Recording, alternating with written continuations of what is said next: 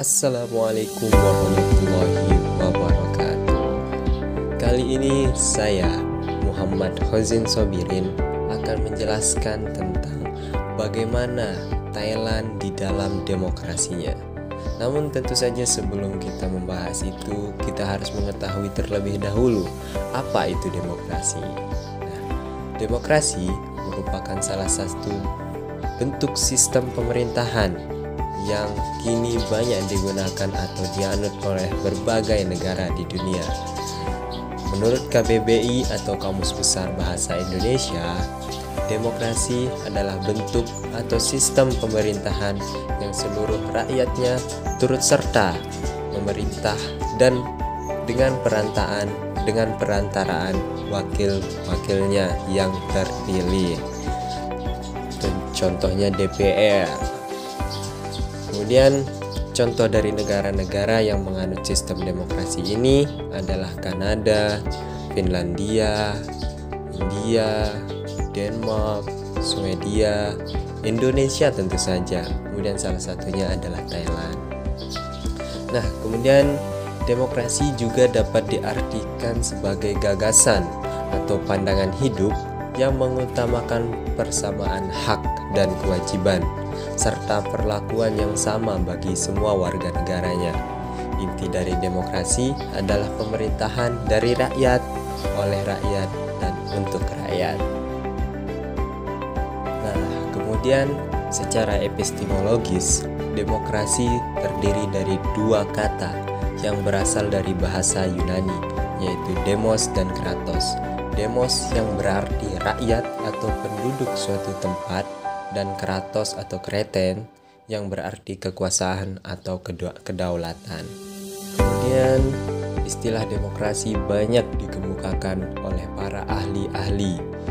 Salah satunya yang paling terkenal adalah Abraham Lincoln.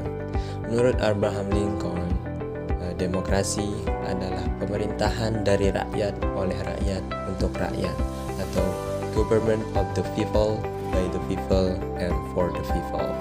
Kemudian ada Charles Costello yang mengatakan bahwa demokrasi adalah sistem sosial dan politik pemerintahan dengan kekuasaan-kekuasaan pemerintahan yang dibatasi hukum dan kebiasaan untuk melindungi hak-hak perorangan warga negaranya masing-masing.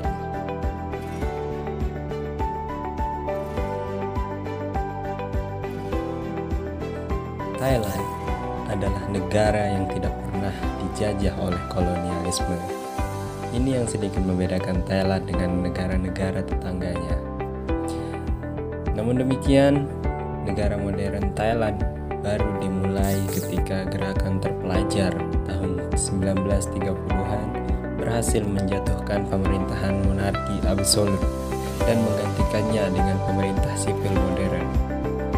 Namun belum setahun berkuasa, pemerintah sipil modern ini kemudian digulingkan oleh militer lewat kudeta militer.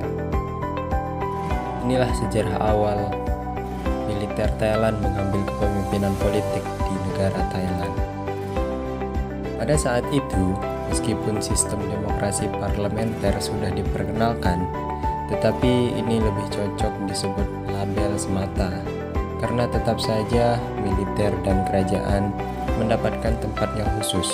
Bahkan konstitusi mengakui hak-hak istimewa sebagai hak-hak istimewa tentara sebagai kekuatan militer yang sangat diperhitungkan. Sejak digunakannya sistem demokrasi parlementer di negara Thailand, arena politik Thailand selalu diwarnai oleh persaingan antara politisi sipil dan militer. Persaingan ini menggunakan berbagai cara, termasuk dengan cara-cara inkonstitusional, yaitu dengan cara kudeta. Kudeta seakan seperti tradisi di negara Gajah Putih ini. Sejak berakhirnya sistem pemerintahan monarki absolut tahun 1932, telah tercatat 24 kali terjadi kudeta militer di negara Gajah Putih ini. 11 kali diantaranya berhasil. Kudeta pertama itu yang menjadi titik awal dari perjalanan panjang masa transisi demokrasi di Thailand. Sejak saat itu, pihak militer mengambil kontrol atas kekuasaan selama beberapa dekade. Selama penguasaan atau masa pemerintahan junta militer tersebut, terjadi beberapa kali perebutan kekuasaan di tubuh militer itu sendiri. Hingga pada tahun 1977, kelompok mahasiswa dan pihak sipil berhasil menjatuhkan kekuasaan junta militer dalam pemerintahan parlementer yang memiliki tujuan untuk membangun demokrasi, ditunjukkan dengan diberlakukannya konstitusi yang demokrasi, pemilihan legislatif, dan kebebasan politik. Bahkan, partai politik telah memiliki legitimasi. Meskipun demikian, masih banyak konflik yang sering terjadi di negara Thailand tersebut. Salah satunya yang terjadi akhir-akhir ini adalah ribuan anak muda di Thailand menentang pemerintah, turun ke jalan dan menyerukan perubahan dalam sejumlah aksi protes pro-demokrasi. Demonstrasi ini merupakan aksi terbesar yang terjadi di negara itu sejak beberapa tahun terakhir. Aksi ini diletuskan pada tanggal Agustus tahun 2020. Gerakan pro-demokrasi yang berkembang menyerukan pengunduran diri Perdana Menteri Prayut Chan-o-cha, mantan Panglima Militer yang merebut kekuasaan dalam kudeta pada tahun 2014 dan kemudian diangkat menjadi Perdana Menteri setelah pemilihan kontroversial tahun lalu. Karena seringnya dikecewakan oleh pemerintahan militer selama bertahun-tahun, pengunjuk rasa menunjuk aksi menuntut amandemen konstitusi, pemilihan baru, dan diakhirinya pelecehan terhadap aktivis hak asasi dan pengkritik negara. Mereka juga menyerukan pembatasan kekuasaan raja, tuntutan yang telah menyebabkan diskusi publik yang belum pernah terjadi sebelumnya, mengingat institusi ini telah lama berlindung dari kritik hukum. Kemudian, bagaimana dampak atau impact dari demo besar-besaran yang dilakukan warga Thailand, khususnya kalangan muda terhadap pemerintah Thailand? Ketidakstabilan kondisi politik menimbulkan dampak yang berbeda-beda di setiap negara. Contohnya di Thailand, pada pasar saham dan nilai mata uang baht Thailand. Berdasarkan Bloomberg, pada Jumat 16 Oktober 2020, indeks acuan Thailand SIT terpantau melemah 21,3 poin atau 1,66% ke posisi 1242,96. Sebelumnya SIT mencatat penurunan terbesar sejak 30 Juli 2020 dengan anjlok 1,7% pada hari Kamis.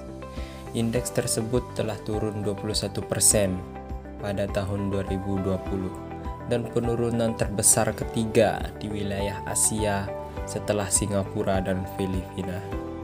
Namun sebaliknya, nilai baht Thailand pada perdagangan hari ini mengalami penguatan 0,04% ke posisi 31.197 per dolar Amerika Serikat dibandingkan dengan posisi pembukaan di angka 31.210 per dolar Amerika Serikat.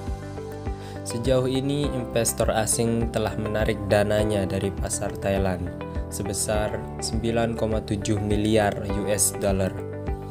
Jumlah ini berpotensi melewati rekor capital outflow yang terjadi di Thailand pada 2018 yang lalu. Pemerintah Thailand telah memberlakukan keadaan darurat nasional menyusul aksi unjuk rasa yang dilakukan masyarakat Thailand.